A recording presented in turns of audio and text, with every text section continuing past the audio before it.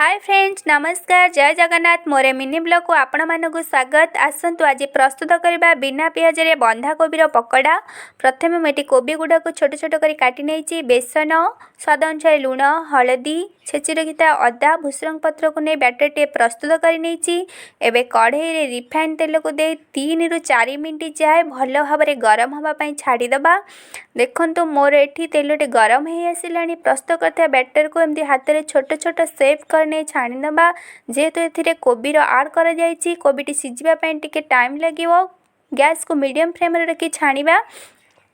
एमती छोट छोट सेप कर छाणिले भितर बाहर भल भाव सिझी आसे खाइबा पई स्वाद लागे मध्य। देखंतु मोर एठी पकोड़ाटी प्रस्तुत हो जायछि। एबे मु प्लेट को काढी नउछि।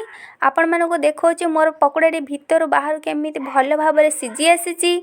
खाइबा पई टेस्टी लागुछि मध्य। आपण माने एमती निश्चय घरे बनै खांतु। रहुछि नमस्कार जय जगन्नाथ सांग माने।